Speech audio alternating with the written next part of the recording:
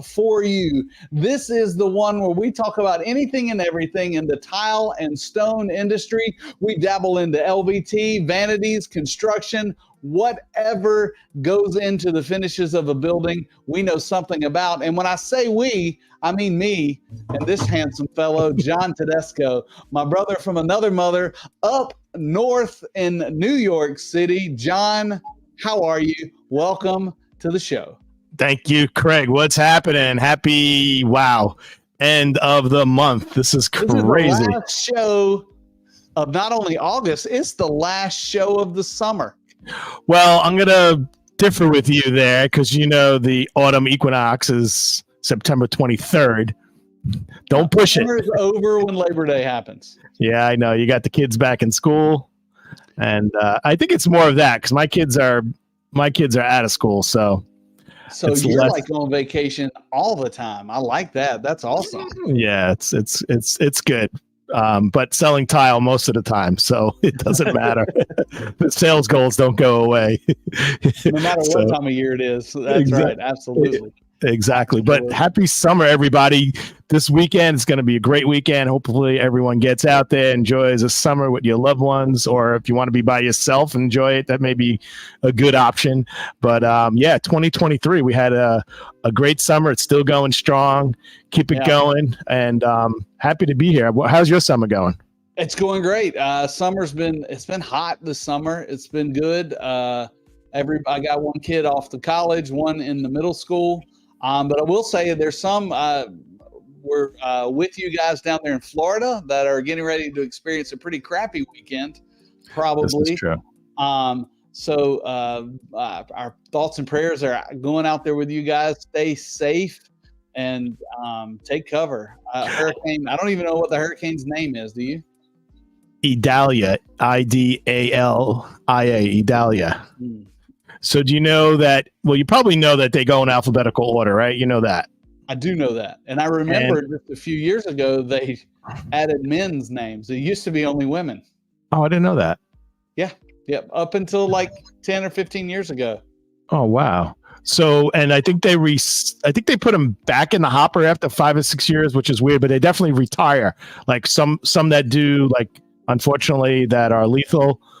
The Hurricane Sandy and Katrina and all those, they retire those names. My daughter is actually in the West Coast. She's battening down the hatches. She's in St. Pete.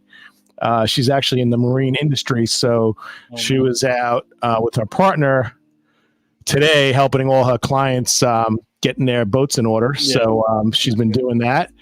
And I've been worried about her all day. She sent me a picture of driving through the streets near the Don Caesar Hotel, which is this incredible hotel in the streets. And this is like 2:00. There's actually a couple inches of water on the streets already, just from a high tide, but related to the storm. And then before the show, she sends me a message of her surfing. I'm like, I'm worried about her. And she's like, surfing. She goes, okay, now she goes, I'm home now. I'm safe. I'm like, oh my God, But anyway, it's all wherever you're watching from. It is the end of summer from my perspective. We know we got a few more weeks left according to the official calendar. But if you're watching tonight live, we're excited that you're here. And remember, this is your show. We want to talk about the tile stuff that you want to talk about. So no matter where you're watching, Twitter, or it's not Twitter anymore, X, Facebook, YouTube, LinkedIn, send us your questions. I'm monitoring on this screen over here, and I can see them come in, and we'll get to them, and you can be part of the show. But what I like when people, if they're not watching live, if they're dead. Yeah, what I like when people chime in, let us know where you're watching from today. So if you're watching and you're there, just give us a little shout out where you're watching from. That would be awesome. If you have a comment or a question, just plug it in and we'll be able to answer it or reply. If you're watching this after the show has originally broadcast, then still send us a message. We'll be glad to get back to you. We have some really good guests coming up, so we're going to surprise people. We're going to roll them out. So September, October, we got a lot of things in the hopper. So stay tuned. Make sure you subscribe to our channels. We're on all sorts of channels, right? We got YouTube and X and LinkedIn. And I usually forget LinkedIn. I usually forget YouTube. Now I forgot one of them. Not Instagram. Facebook. No, it's not Instagram. Facebook. But also, I added something new last week. We got friends out here at this other screen on TikTok. So we have a few watching on TikTok right now, and they're kind of not linked into our live stream, but I'm actually filming it separately. But they're part of the show too, and we want to have questions from our TikTok audience. They know me mostly from a little bit of videos, but I'm loving the point that we can share, and I can share my friend John Tedesco with my TikTok audience. Yeah. Yeah, you didn't get my permission to share me with them, but it's okay. I don't mind. Well, you're not on the screen. It's only with your voice. They're having to actually picture you. And all right, that's a good thing. That's probably that's a good thing. No, I'm glad to be there because I'm not on TikTok, so I don't know much about it. I know it's a powerhouse, and you know what? Why can't they all just get together and let's just make one big platform? You know, that's never going to happen. It's like, you know, the Miss America contest. Yeah, when they say, "Hey, let us want world peace," and everybody just to get along, you just know it's not going to happen. But I would love for that to happen. We have Threads also, right? Which we're not broadcasting on, and yeah, no, I don't know. I post on Threads just because I think it's linked to my Instagram account. I don't know. I really don't know how any of it works, but I know I've been posting there, and They have 150 million or 120 million subscribers. And when you sign up, are they real people? I don't know, but when you sign up, they tell you what number you are, and I was 2,700,000. So it's what you call an early adapter. But I'm not using the platform much. I'm just there. Haven't got much traction. But do you have a drink? It's happy hour. It is happy hour. I do have a drink. Cheers. It is my favorite drink of choice. Really, it's the only one I have in the house, which is some Jameson Irish whiskey. Yeah, me too. I have some whiskey. I got some Jack Daniels on ice. It's every week I'm like, what should I choose? What should I choose? And you go with the same thing. And just by itself, like straight up, if I'm making a mixed drink, I could do all sorts of things. But what's your favorite drink out there, people? But I do, if I just want something on ice, I'll just do some Jack Daniels. It's fine. Yeah, it's really good. I hear you ask that question. What's your favorite drink out there, TikTokers? After a hard day of laying tile, what's your favorite beverage? And do they have a different drink for the weeknight versus the weekend? I guess you can separate those. Those are different circumstances. You don't have to go to work on Saturdays. Some of us do. Most of us don't. But drink of choice. We got let's see. Our my buddy Daniel says he needs a mixed drink. He'll take one. John, mix him a drink. All right, let's do it. So today's show is a little bit different because since I declared this the end of summer, I said, well, let's kind of talk about the summer. You know, maybe there's some things that need to be recapped. Maybe we beat a dead horse, and those of you out there, you tell us what you think. But the summer went by, in my opinion, pretty fast. Yeah. And as I was doing my due diligence and working through the show notes, I had forgotten some of the podcasts that we had just a few weeks ago because we're so busy. And we're on podcast number. I think it's 25. It is. It is 25. You know what? Yeah, I'm afraid if you're going to flip through them that I'm going to remember what we talked about, but I'm sure it'll come back to me. But yeah, you know what?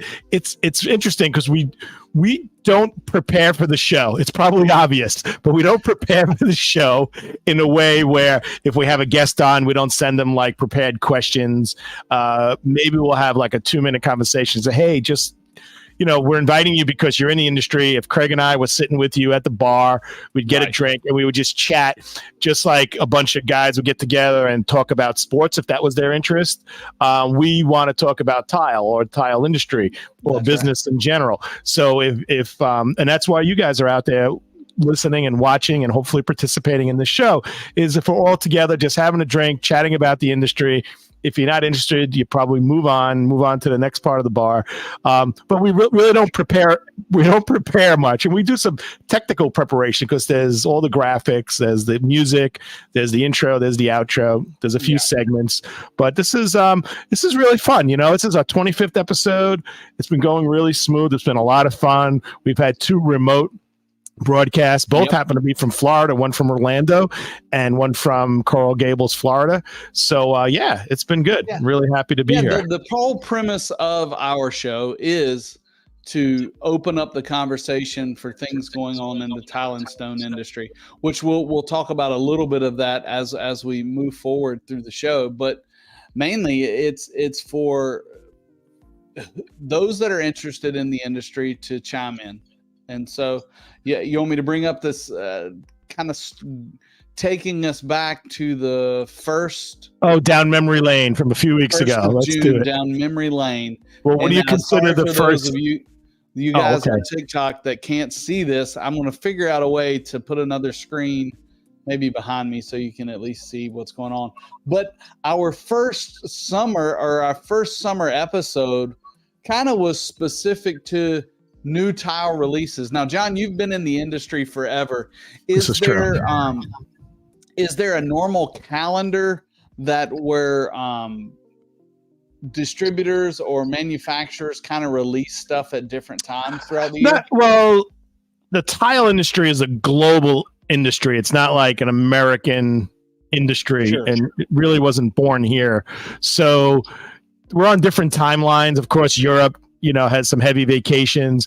It's really more built around the trade shows in the tile industry, Cevasama in Spain and the Terrazzo in Italy.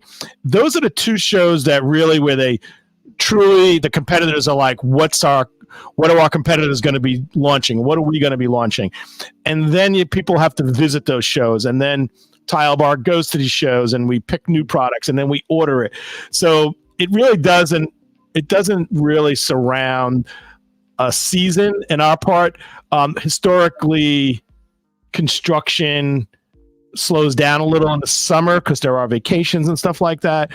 But things are different at Tile Bar because when you offload 300 containers per week in our warehouses, it's obvious that we're just cranking along. We have products that are in stock and we're rolling out all our assets with videos and renderings and specifications and 3D displays.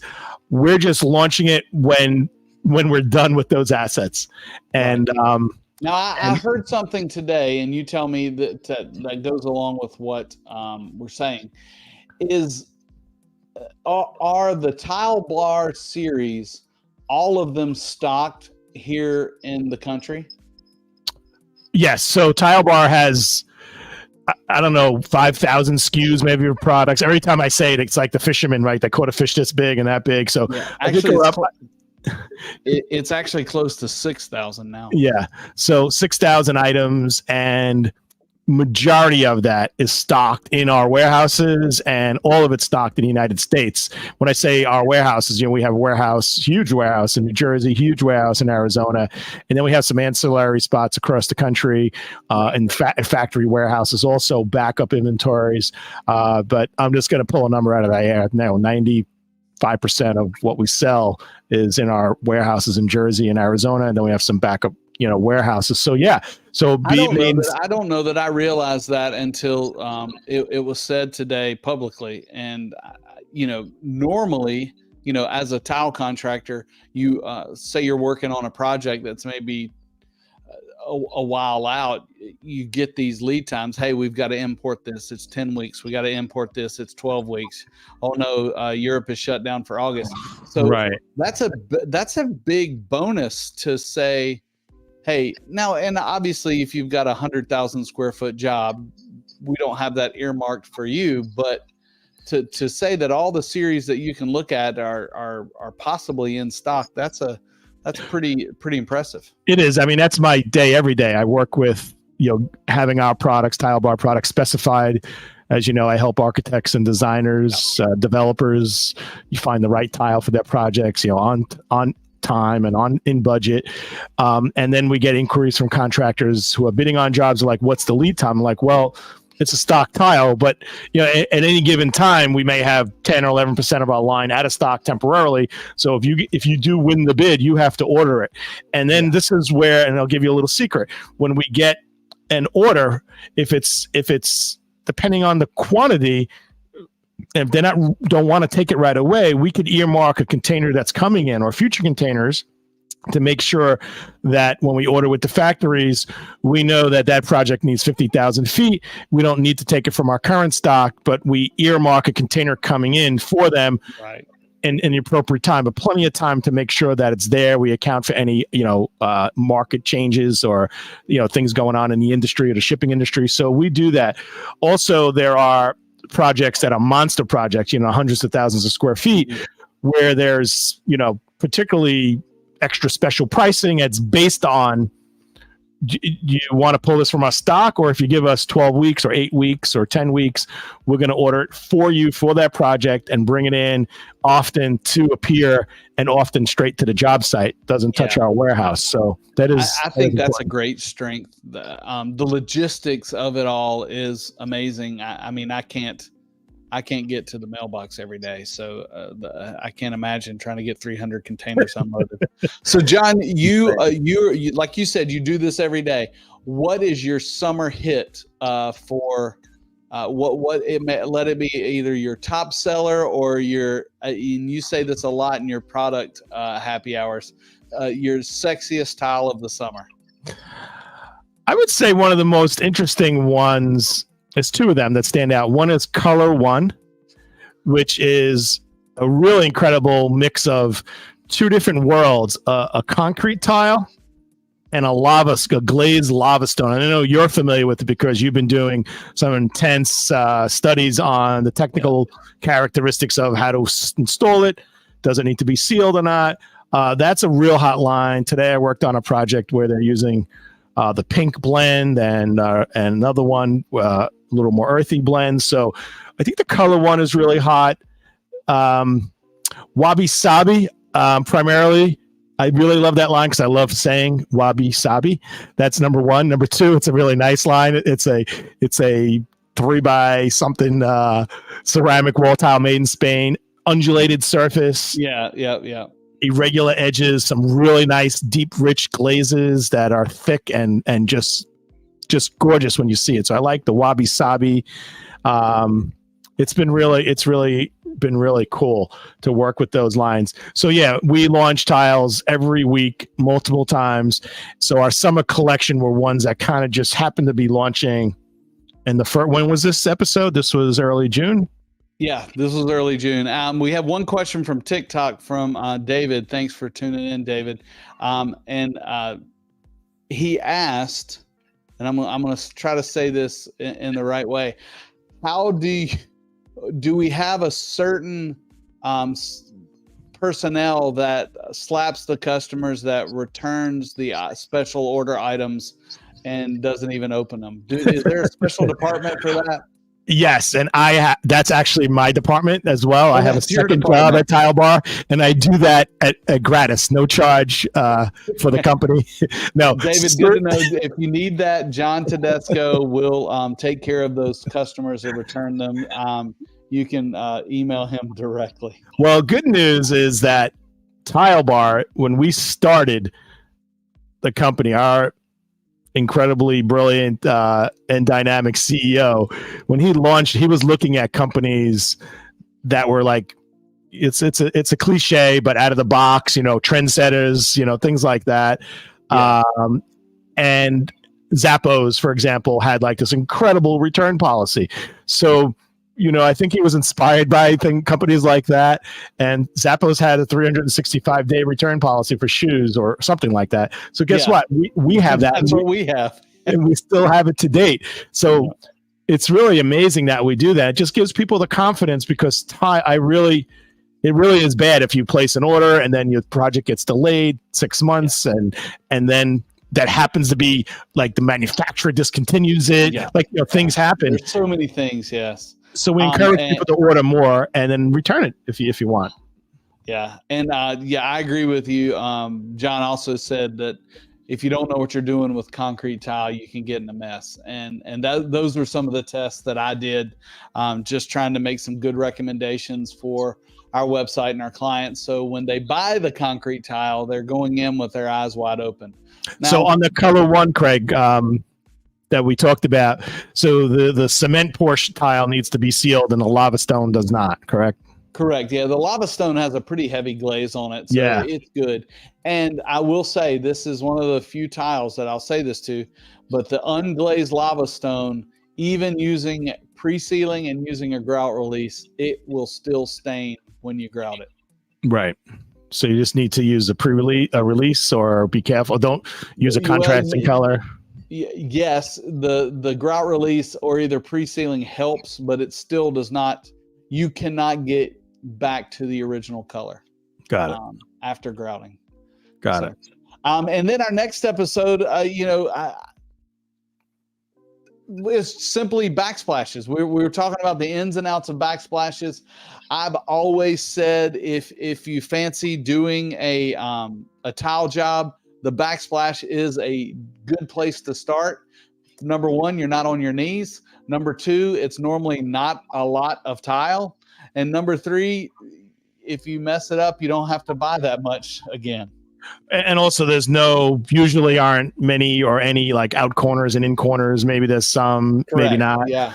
So, and then up top, where underneath the cabinet is, even though it's right in front of you, it's kind of hidden unless you're looking under it. So it could be a little forgiving. Now, the reason for that mad emoji is, I have a lot of pet peeves with backsplashes because it's the kitchen is the heart of the home, and because it is a spot where a lot of people do it yourself, and it is the most photographed room in any house is probably a kitchen, like when you're talking about magazines and articles, right? And I just see a tremendous amount of things that make me crazy. And we talked about that. We talked about the top 10 things I think you don't do, or something to that effect, for your backsplash. And don't give all of them. We want people to go back and watch these. So what's the top one? What's your top one that you're hands down backsplash pet peeve? I have it. Got it. Go. It's where you end the backsplash. So you have a backsplash, you have upper cabinets, and you have lower cabinets. The lower cabinets are usually a little wider than the upper cabinets. Do not bring your tile past the upper cabinets to match the granite on the lower part. It looks nasty. You have to stop at the end of the upper cabinet, and not only at the upper cabinet, not at the outside of the frame, kind of like a half an inch in where the Tuck it in a little bit. Yeah. Okay. So anyway, if you're doing a backsplash out there, call me. Friends don't let friends mess up their backsplash. I'm your friend. Right. Call me, email call John, me. He will install your backsplash for you. Yes, I won't. Isn't that what you said? Yes. So yeah, that was a great episode. Check it out. There's a lot of, and there's some things we didn't get to talk about. So no, I'm just saying, like, there was a lot of. I had some pet peeves too. What about you? John's throwing in some stuff. He says backsplashes can be very tedious. Yes, and those aren't the ones I was talking about starting with. When I say a simple 3x6, 4 1/4, something, let's walk before we run. And our next episode, this is when John left me. John just disappeared one week. And my buddy Keith Stevens, shout out to Keith. Thank you for coming on and co-hosting with me. And Keith and I have known each other a very long time, and we briefly worked together. But now Keith is like just an amazing rep connoisseur, but he's seen a bunch of different parts of the tile industry. And so we spent that episode talking about. Didn't you guys talk about like collaborating and things like that? Yeah, there's talking about the collaboration between the distributor, the manufacturer, the general contractor, the subcontractor. The good thing about that conversation, if you go back and watch it, Keith has been in a lot of those different positions, so he had the perspective, right, to be able to say, "Hey, Craig, don't just look at it from the contractor's perspective," which is my default. You got to look at it from this perspective, because just like a Rubik's Cube, if I'm looking at the Rubik's Cube, I see, well, it's a red cube. Well, John, you're seeing yellow. So, and in my opinion, that's how you innovate and succeed, and you make everything better. Would you believe I can do a Rubik's Cube in about 3.5 minutes, 3 minutes, 50 seconds? I do not believe that at all. It's a lie. I cannot. Okay. All right. I just set the record straight. I couldn't do it. The only way I could do it is peeling the stickers off and replacing them. My son could do it pretty quick. Taking you apart and peeling the stickers off, I do not have the patience. But yeah, that episode was really, really good. I don't know where you were that week. Yeah, I don't remember. I was blacked out. Yeah, I don't know. No, I had a really big industry event, so couldn't be there. Yeah. And you were big in the industry events. You're big on doing what we talked about, which is, I think, why you weren't there. Collaborating. Yeah, I was actually surprised at another event. I actually received an award for outstanding leadership in Interior Design Society. It was a national award. Okay. And what his funny story is, and the reason I bring it up is that it was a whole night of awards. And this was the first award they gave out. And there was 250 people in the Marriott Marquis in Manhattan. And all these people were at Tile Bar a few days prior at the cocktail reception for Interior Design Society. And they call my name up, pictures on the screen. I should have guessed why they asked for my headshot. I thought they were just, weeks before. I thought they needed just to have the presidents of the chapters. So they call me up. I get the award. And I just went up to the mic and I just said, "Welcome to New York, everybody," because everyone was from somewhere else. And that was it. Like, it was the first time in my life there's been a mic in front of me and I didn't give a speech. And they were like dumbfounded. They were like looking at me like, why didn't you just talk about things? Yeah, that was the first time that ever happened. Well, yeah. I mean, I've never known you to be a loss for words. Yeah. It was a shock though. But that was a great episode. I'm glad he came on board, and we have a lot of great guests like him and others in the industry. Yeah. And here's your summer home. Yeah. Yes, my summer home, the Biltmore. Now this probably is kind of windy right now, but that was a nice few days we had together as an entire team. And luckily we were able to do, even though we had some technical difficulties, we were able to do a show live at the Biltmore. Next year, I'm going to be better prepared, and we're going to stream it live. And let's go ahead and commit right now. What are we doing? Let's commit that we're going to have an industry icon on the show. All right. But you're already on the show. Who else are we going to get? Well, we got to get another industry icon. All right. I don't know. All right. But we were at the lovely Biltmore for just some work training, and we always want to try to do the show when we can. And we were lucky enough to have a couple of guests that evening, and one of them was our very own Carolina, who runs that. Not runs that area, but that is her territory. That's her home base. And she brought on one of her best clients. And I didn't realize this, that Venus Williams, the tennis player, has an architectural firm.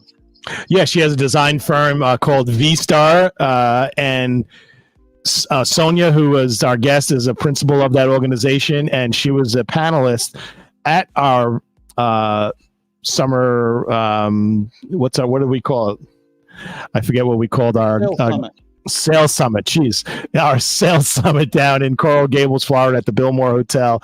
And so Sonia was a great panelist. Carolina was the moderator, and we invited them to join our podcast, which we did in the hall, the lobby of this beautiful, iconic hotel in Coral Gables. Tile Bar was like running the place. We had about 130 rooms booked. I don't know if anybody else was there. It was just us. It was insane. It really was incredible. Yeah, so that was a great time. Good to see a lot of our colleagues that we only knew by Zoom or Teams meetings or phone calls. Absolutely. And it was really, really good.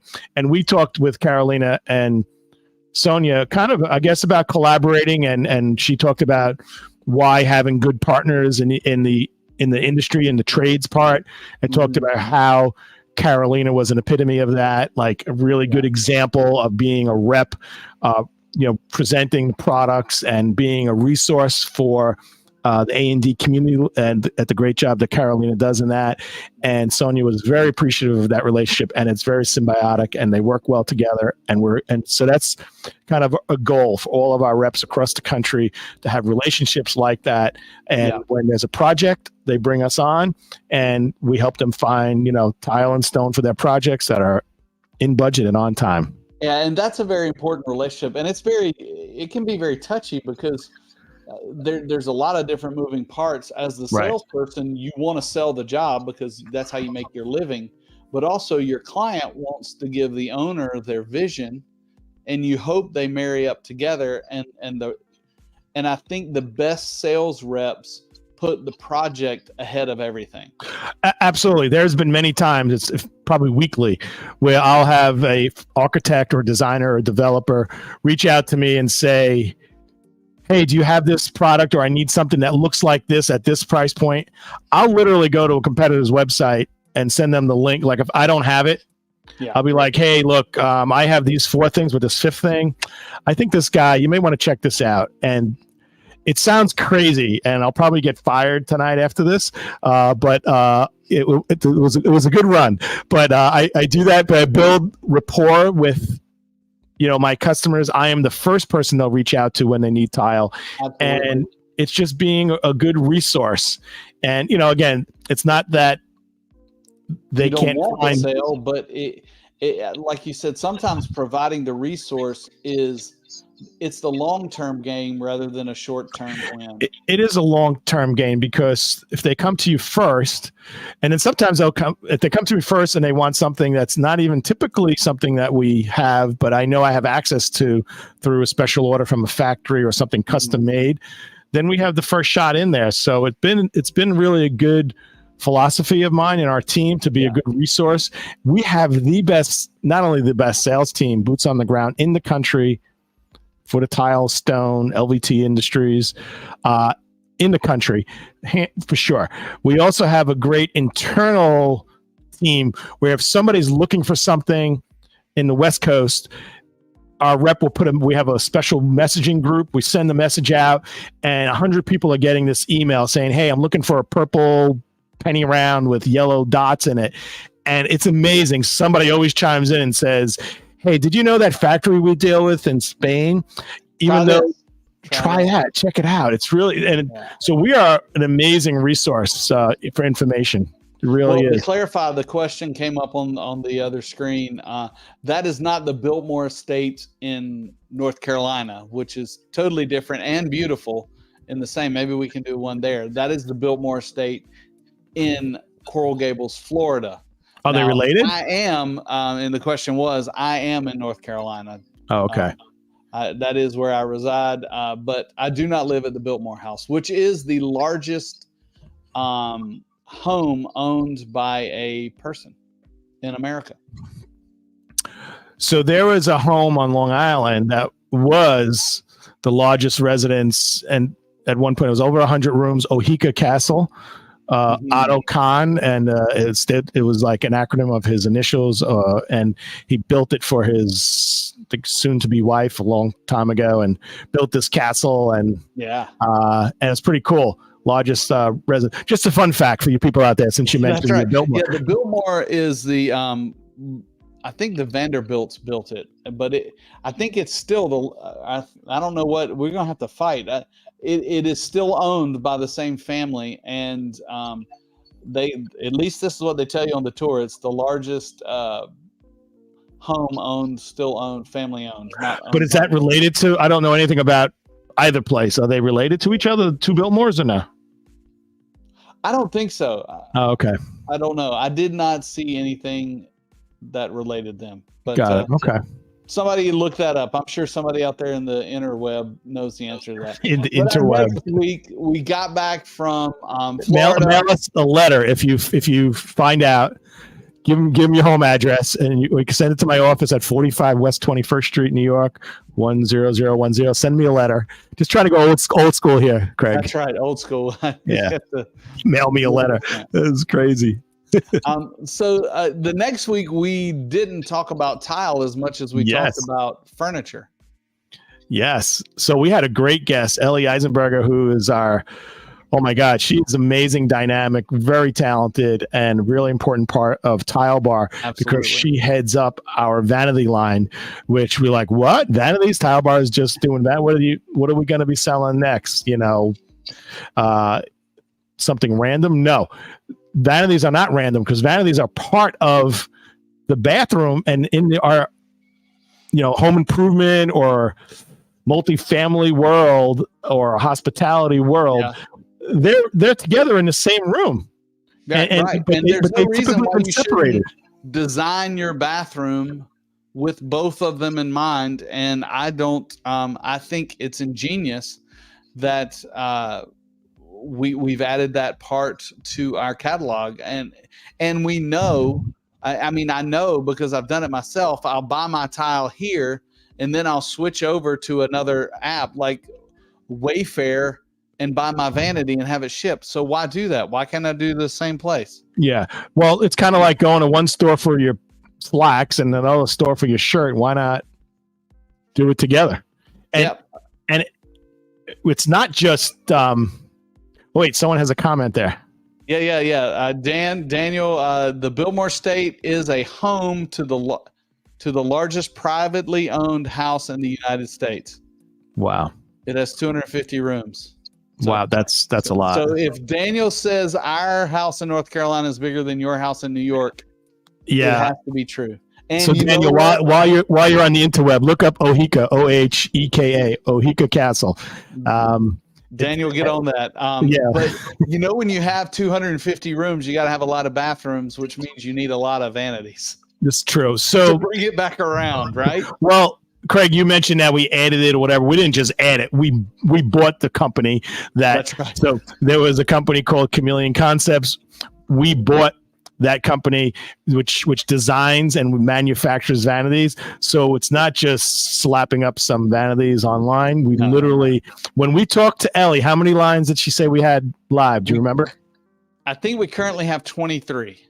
But yeah, do you remember what we had when she was on just a few weeks ago? 16, maybe. I don't know. I think she's had 19 at the time. We're adding 2 per week. Not just our vanity, like lines. Each line has multiple colors, sizes, formats, configurations, right? Yes. So we have 23 the last time I checked, which was a week ago. So we probably have 24 now. And by the end of the year, we're going to have 35 to 45. I mean, you could watch the show. She said 48, I think, or something like that. I'm just giving her a little out here. 35 to 40 something vanities. Priced really well, made really well.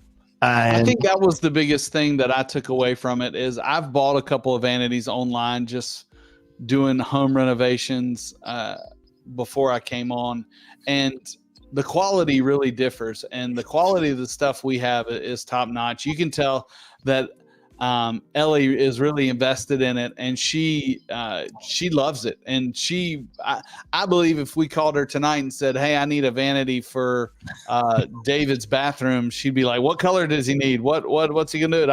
I'll send him some pictures tonight." And she would. We stock our vanities. It's not like 15-week lead time. That's a big part of the industry, and historically, it's always been part of our warehouse. Yeah, it's true, because it takes up a lot of it's not. None of it's knockdown stuff like you go to, Home Depot and get a knockdown unit, or IKEA where it's your big console is like in a flat pack 5 inches tall. Exactly. with instructions. Do you ever see those IKEA instructions with like a little stick figure and a little? You got to look. There's like a little black dot on a big panel, and that has to be in the top left corner, but you don't notice that little black dot in the top left corner. So when you put it together, you put it on the right side, and at the end of the day, speaking from experience, it sounds like it doesn't work. And you're like, what's going on? It's like, oh my God, they are the worst instructions. So ours are pre-made. They're all put together. They're built. Oheka Castle. And I think they're solid. So Hika Castle is a wedding venue, which leads me to believe it's not privately owned. Not anymore. Not anymore. So thank you. Good investigation there. Yeah, I'd love to have. Yeah, it's like this is amazing. Yeah, well, he's like our own moderator. Thanks, Dan. This is fantastic. I'm gonna get him the login so he can stop. I won't have to look at the screens anymore. Well, we got to be careful what we wish for. He's going to be our fact checker. Right, that's John. True, I just counted. You only have 21 lines of vanities. I'm calling that's BS right, here. Right. We got to be careful. But Ellie is a star. Ellie's a star. And we went from vanities back to prehistoric times to talk about the history of tile. Well, before I liked saying wabi sabi, but I also like to say Mesopotamia, and we did talk about that. We talked about tiles back in the ages, and we kind of chronologically went through very loosely. Thank God there was nobody fact checking, because we probably had some thousands of year gaps in our conversation. But we talked about the history of tile, and the gist of it was what, Craig? What was the gist of this whole conversation? The gist of the conversation. Well, first of all, Daniel works for beer, so that I think we can afford him. All right. But the gist. I know a brand right now that's on sale. We could send him some coupons. That's right. I think the gist of the history of tile was in my opinion, was that the tile that was installed thousands of years ago is not that different than the tiles we install today. So the history is long, but yet the actual product has not changed that much over the years. It's true, right? It's clay, water. I always say it's like clay, water, and fire as the three main ingredients. Right. And that's true. And that's so really... I'll tell you that one of our, I was giving you credit for stuff I did. I take these videos and I chop them up and send them out. Yes. And the best traction one that I got that got the most views was the one about tile being the best building products ever. Now, I don't know if they're agreeing with me saying that or it just got traction. Maybe it's controversial. I don't know. But I stand behind that. I think ceramic tile, somebody said wood was better, but I disagree. I don't think wood's better. Well, try to dig up an ancient ruin that has a wood floor still intact. It's not there. But mosaics, right, from centuries ago are still there. But we also talked about not only the longevity and the functionality of tile, which is the main purpose of it. Yeah. We also talked about other forms, like it was used for art form. It was used for, communications, telling stories. Being able to bring color into a space that would last, where a painting may not be, or a fresco may last or fade or get water damage over time. Tile would not. So that was a great episode. I'm glad that this episode was well received based on, how much response we've gotten. We've gotten comments back. This makes me happy because it really is.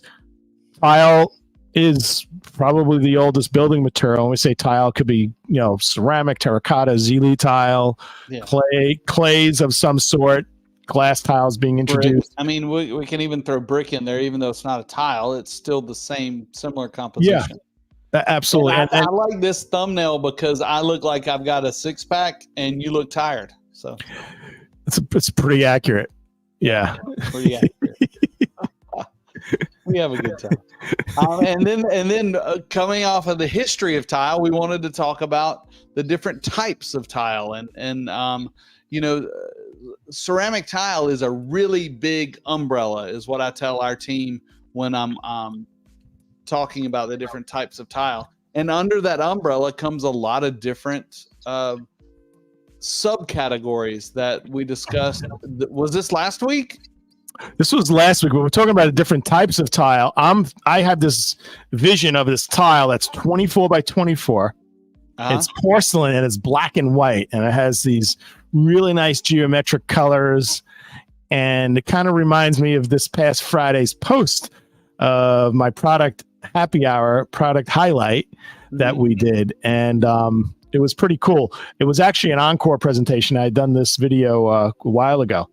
But so if you always got to check out my Instagram, folks, and check it out every week, I post that. Yeah, those are helpful. And sometimes they're not released products yet. Sometimes it's a sneak peek. And I did get in trouble once when I first started with Tile Bar. About 6 years ago, over 6 years ago, I started these impromptu videos, because I would go to our headquarters and I'd see us photographing all these beautiful tiles. I'm like, oh my God, I gotta share this with the world. So I started doing it. It was all great until I got like, hey John, people are calling asking for the samples of this product and it's not live yet. So you didn't realize you were that good of a salesman. You know what? And guess who was threatening me with bodily harm? To think of the person. It was Ellie Sheva. Ellie Sheva, yes. Yeah. All 4'10" of her. Yeah. So, but I took it seriously because she's serious and important. So she probably fights dirty. What's that? She probably fights dirty. Yeah, she'd throw a tile at you. But I think I love this episode just because this is what I do day in and day out. I talk about these different types of tiles. I mean, I can't tell you how many questions I got about rectified tile this week. And hey, do we have a quick? We're almost out of time, but here I'm going to run the bumper anyway because I haven't used it yet.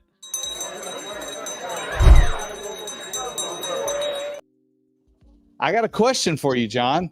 All right. I don't know that you expected this today. I did not. And what's my record? I think you're one, and I don't know how many we've done, but I think I've stumped you once. Yeah, I agree. I think it was, I had to concede that I got it after you gave me like hints, a lot of hints. That's right. And it really wasn't a tile question. It was more of a construction question. It was right. what was the acronym RAF stand for, which was I have accepted my fate. I'm good with that's it. All right. But here, I got another one. This is all right.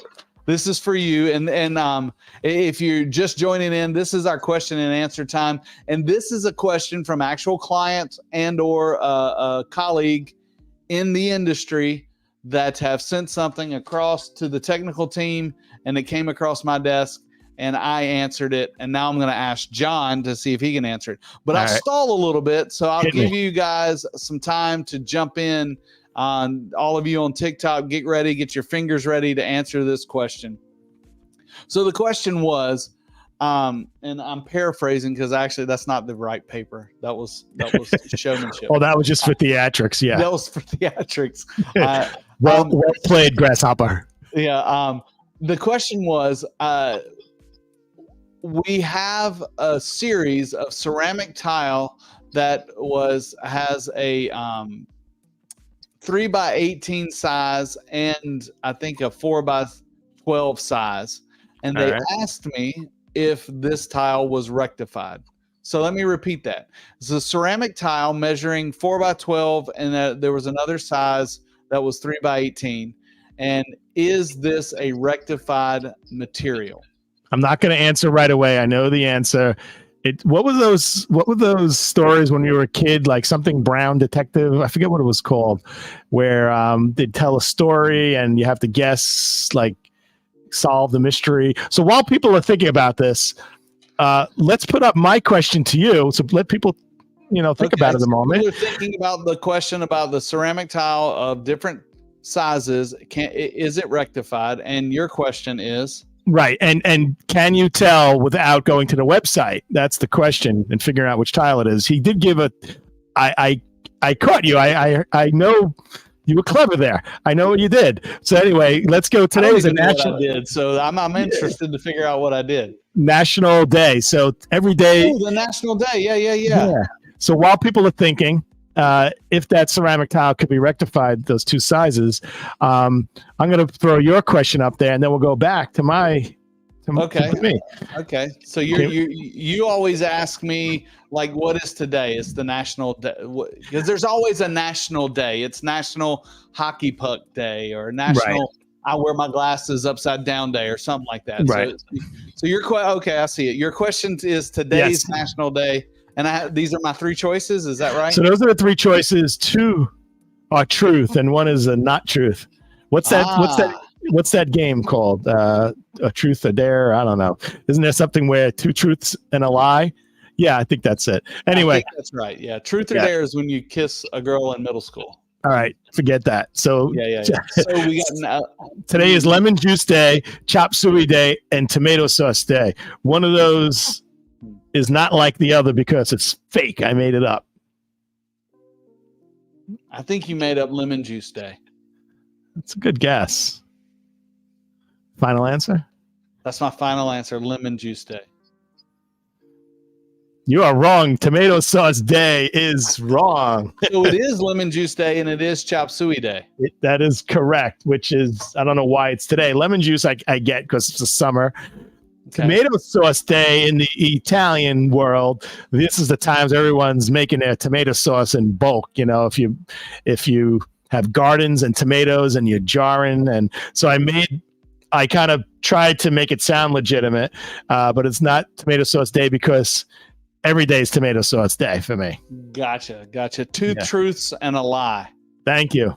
Is the name of things. Send that man a beer. He's up to like a 6-pack today. Yeah. We're gonna But he just heard. I'm thinking tomato sauce. We already told the answer. Well, I don't even know what chop suey is. I'm sorry. What is chop suey? It's an Asian food. I think it's like cabbage and some kind of maybe like the white sauce. It's American Chinese restaurants offer it, and I say that because it probably doesn't exist. Like you go to Italy, you don't order chicken parm, right? You know, like you do, but then you get embarrassed because they're gonna, you know. I did that once. The first time I was in Italy with my dad visiting the tile show in Bologna, and I wanted like a chicken parm. I'm thinking I'm going to get the best chicken parm in my life here. And they brought me out like something that you could tell that it was a bird. You know what I'm saying? It was like, I don't know what it was. It was not chicken parm. Anyway. Yeah. All right. So back to my question. Nobody was brave enough to throw an answer in. Well, I think you were trying to give me the answer without saying it. A ceramic tile is never rectified. It's just the porcelain that you rectify. Agreed. All right. I wasn't trying to give you the answer. That is literally how the question was asked. And that was asked. Well, people are probably wondering, how can you answer the question if you don't know the series and you're not going online and checking out the specs? Maybe. I mean, you had to be a really, I guess you would have to be a real tile nerd to know the answer to that. Guilty. You knew the answer to it. Yeah. And so, I guess last thing to say is that this concludes our summer recap. Yeah. And, I'm not agreeing it's the end of summer, even though this is a summer recap. I'll have to concede in some regards it's the end of summer, but it's not because it's beautiful out. It's going to be really nice. Everyone have a great holiday weekend coming up. Be safe. If you're down in Florida, be extra safe, really, because these things are really crazy. Oh my God, this guy is awesome. Chop suey is a dish in American Chinese cuisine and other forms of overseas Chinese cuisine, consisting of meat and eggs cooked quickly. Yeah. Wikipedia cooks it? Yes, exactly. Chinese meat and eggs. Yeah, it's I think I've only had it once. I've never had it. I've heard it before, but I didn't know what it was, and I'd probably be scared to get it. What's your go-to Chinese food? Do you have such a thing? Probably General Tso's chicken. All right. Yeah. Is that General Chow's uncle? I don't know his uncle. No. Yeah, it's General Chow. I think it's like Chow. General Chow. Chow. I don't know. You know what I like lately? Mushu. You ever have mushu pork or mushu chicken or mushu vegetables? I've heard of it, but I've never had it. I don't get too adventurous in the Chinese world. Yeah. Well, this has been really fun recapping our summer. We're so glad that you have come on board the ride with us. If you haven't seen all the episodes, which I'm sure you all have, you have an opportunity to go back to all of our sites. YouTube and LinkedIn's probably the easier sites to go and check it out. Leave a comment. Let us know where you watched from, if it's after the fact. But if you're there now, post, let us know. We're really happy that you're with us, and we're glad that we're on our 25th episode. We're breaking that milestone, going to 26 soon. We got a lot of guests, and it's going to be fun. So this is John Tedisco, and I'd like to wish you peace, health, and happiness. And I'll ditto what John says. Did I stump you? I know that was so eloquent. You just couldn't. I've ruined it now. I've ruined it. Everybody in Florida, take care, take shelter. We're with you. It has been a fun ride. It's our, I think, silver anniversary is what we'll call it. There we go. But 25 episodes. It's pretty fun. We're excited about the future and what's coming up. If you have ideas for episodes, please email us, send us a text or a comment. Let us know what is going on. We want to just continue to build this community and help us all learn and grow our businesses in the industry. And as always, just keep learning together and tile the world.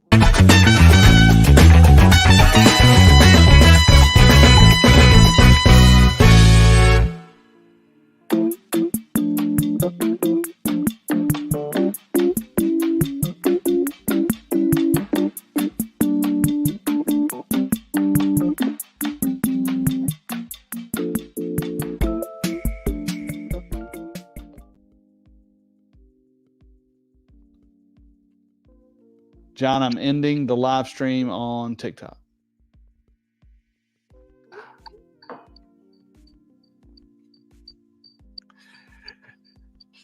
There's a cricket. I think we're still live. Is that you, Cricket, or me, Cricket? Oh, crap.